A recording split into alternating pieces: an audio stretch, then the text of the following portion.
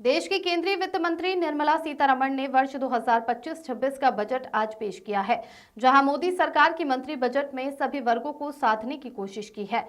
इस बजट में करदाताओं के लिए बड़ी सौगात है, जिसमें नई टैक्स रेजिम के अंतर्गत 12 लाख तक की सालाना इनकम पर कोई टैक्स नहीं देना होगा। इस बजट को लेकर उद्योग जगत के लोगों का क्या कहना है, आइए जानते हैं। मोदी सरकार की केंद्रीय मंत्री निर्मला सीतारमण ने वर्ष 2025-26 का बजट पेश किया है, जिसको लेकर उद्योग जगत के लोगों के बीच में इस वक्त हम खड़े हैं। उद्योगों पर किस तरह का इस बजट का प्रभाव रहेगा, क्या खोया क्या पाया, किस तरह के बजट को लेकर आपकी उम्मीदें थी और क्या मिला आपको, क्या कहेंगे इस बजट को लेकर आप? मैं इंदौर रोलिंग मिल एसोसिएशन का अध्यक्ष मध्य प्रदेश का सतीश मित्तल। हमारी रोलिंग इंडस्ट्री में बहुत बूस्ट मिलेगा। शिप ब्रेक जो कई सालों से बंद पड़ी थी, उसको सरकार ने खोल दिया है। गुजरात में पहले शिप बहुत आते कई सालों से बंद पड़े थे। दूसरे, इसमें खोया तो कुछ है ही नहीं, पाया ही पाया है। जैसे टीडीएस और टीडीएस में प्रिकॉशन के बहुत प्रोविजन को उसको बंद कर दिया, सिर्फ दंडात्मक कार्रवाई होगी। अब आपको प्रोसिक्यूशन नहीं होगा। ऐसे कैंसर की दवाइयां इन्होंने बहुत उस पर इम्पोर्ट ड्यूटी खत्म कर दी है। मतलब इसमें खोया कुछ भी नहीं है। मिडिल क्लास के लिए इन्होंने 12 लाख की छूट दे दी। इससे वो उनकी खरीदारी कैपेसिटी बढ़ेगी, इकोनॉमी को बूस्ट मिलेगा। सकारात्मक उम्मीदें हैं आगे। सब अच्छा है। हिंदुस्तान का ग्रोथ रेट बहुत बढ़ जाएगा। निश्चित तौर पर उद्योगपतियों का कहना है हिंदुस्तान का जो ग्रोथ रेट है उसमें वृद्धि होगी। सर, आप क्या देखते हैं इस बजट को लेकर? आप युवा उद्यमी लग रहे हैं। इस बजट से जो युवाओं को ध्यान में रखा गया है और मध्यम वर्गीय जहाँ पे कर का दायरा बढ़ा दिया गया है, 12 लाख तक टैक्स की छूट है। सैलरी वाले जो उतने भी हमारे युवा साथी हैं जो कर के दायरे में आते हैं, उनको काफी राहत मिलेगी। और मध्यम वर्गीय में जो एमएसएमई सेक्टर है, जिनके लेवल पे कहीं ना कहीं विकास की दर बढ़ने वाली है, वहाँ पे काफी बढ़ावा मिलने वाला है। आपका किस तरह? मैं एक कंपनी में सर्विस करता हूँ और कर का जो राहत है वो उसका बेनिफिट मुझे भी मिलेगा और सबको युवा उद्यमी को मिलने वाला है जो आयकर के दायरे दिए गए। और साथ ही चिकित्सा क्षेत्र में जहाँ पे कैंसर से रिलेटेड जो डे केयर बनने वाले काफी बड़ा योगदान। एमबीबीएस की सीटें भी बढ़ाई गई है। हाँ, सीटें बढ़ाई गई है। आईआईटी को लेकर भी उन्होंने बिहार में एक सेंटर खोलने की योजना बनाई है सरकार ने। काफी हम स्वागत करते हैं उन चीजों का। कुछ और लोगों से बात करते हैं। सर, आप क्या प्रतिक्रिया देंगे इस बजट को लेकर? कितना क्या देखते हैं इस बजट में? बजट में थोड़ा सर्विस इंडस्ट्रीज की कमी है। जैसे 500 करोड़ की सीडीआई के लिए वो किया है, वो एज पर द वर्ल्ड में अगर हम बोल रहे हैं हम 4th इकोनॉमी है, तो कम से कम वो और ज्यादा होना चाहिए था। कम से कम और 10 से 15 टाइम्स ज्यादा होना चाहिए था।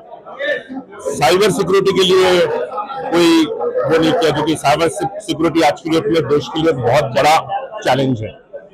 हाँ, तो कम से कम हमने सब फोकस वो दिखाया है, ब्लॉसमी दिखाया है, ग्लूमी चीजों को लाइन अप। क्या होना चाहिए था साइबर सिक्योरिटी के लिए? या जैसे मैं सबसे पहले मैंने बोला सर्विस इंडस्ट्रीज के लिए cyber security comes under service industries only. तो उसके लिए क्या प्लानिंग है गवर्नमेंट की, ये सब चीजें डिस्कस नहीं है। महंगाई एक बड़ा मुद्दा रही है हमारे देश की, यदि बात करें तो। नहीं, लास्ट 5-6 साल से इन्फ्लेशन कंट्रोल पे है।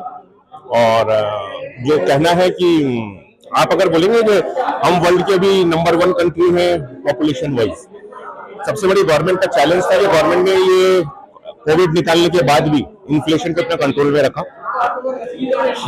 हमारे 140 करोड़ जनसंख्या में हर पैसे के पीछे आपको डिपॉजिट रखना पड़ता है। तो हम अगर बोलेंगे कि हमारा डॉलर ऊपर जा रहा है, हमारे पास डिपॉजिट जब तक एक्सपोर्ट नहीं बढ़ेगा, जब तक डिपॉजिट नहीं बढ़ेगा। तो वो सब के लिए बहुत अच्छा फोकस किया है एक्सपोर्ट वगैरह के लिए। और overall budget is good. If I rate it that it is 80 to 85%। उद्योग जगत के परिप्रेक्ष्य में अगर देखा जाए तो उद्योग वाकई में बहुत ही सराहनीय है। उद्योग जगत में हर्ष व्याप्त है। सबसे पहले तो हर्ष इस बात का है कि मध्यम वर्ग के लिए 12 लाख तक के टैक्स छूट जो दी गई है, इससे क्रय क्षमता हमारे भारतीयों की बढ़ेगी, मध्यम वर्ग की क्रय क्षमता बढ़ेगी। ये पैसा सीधा बाजार में वापस पहुंचेगा, जिससे उद्योगों के पहियों में 4 गुना वृद्धि के साथ चलेंगे। तो मैं समझता हूँ कैपिटल एक्सपेंडिचर सरकार ने बढ़ाया है, अनेक प्रकार की योजनाएं सरकार ने उद्योगों को लेकर जारी की है। आज एडिबल ऑयल में हम आत्मनिर्भर नहीं है, तो आत्मनिर्भर बनने के लिए एडिबल ऑयल की नई स्कीम लॉन्च हुई है। फुटवेयर और लेदर के प्रोडक्ट्स के लिए भी एक नई स्कीम लॉन्च हुई है, टॉय के लिए नई स्कीम लॉन्च हुई है। इस प्रकार से अनेकों अनेक सेक्टर्स ऐसे मैन्युफैक्चरिंग के, चाहे वो परमाणु ऊर्जा बनाने का क्षेत्र हो, 2030 तक 100 गीगावाट परमाणु ऊर्जा का निर्माण कैसे हो, इसको लेकर भी सरकार ने पूरा एक पेश किया है खाका। नए क्षेत्र हमें उत्पादन के मिल रहे हैं, कई ऐसे क्षेत्र हैं जिनको हम टच नहीं कर पा रहे कई देशों के मुकाबले, चाहे वो इलेक्ट्रॉनिक्स का मैन्युफैक्चरिंग हो, चाहे मोबाइल का मैन्युफैक्चरिंग हो। इसके लिए भी सरकार ने बहुत अच्छे अच्छे बजट के प्रस्ताव प्रस्तुत किए हैं। अभी हम 6.5-7% पर हैं। उसको ध्यान में रखते हुए एमएसएमई सेक्टर को, बिजनेस को सरल बनाने के लिए, कंप्लायंस को कम करने के लिए जितनी एहतियात की जा सकती, जितनी व्यवस्था की जा सकती है, वो सब इसके अंदर देखने को मिल रहा है। तो उद्योगपतियों का कहना है कि ओवरऑल बजट इज गुड, यानी कि बजट को लेकर तमाम तरह से अलग अलग तरह की प्रतिक्रिया आ रही है, लेकिन सकारात्मकता ज्यादा दिखाई दे रही है। अब देखना होगा वर्ष 2025-26 का जो बजट पेश हुआ है, जनता इससे कितनी खुश होती है और कितनी प्रभावित होती है। सतीश शर्मा, इंदौर।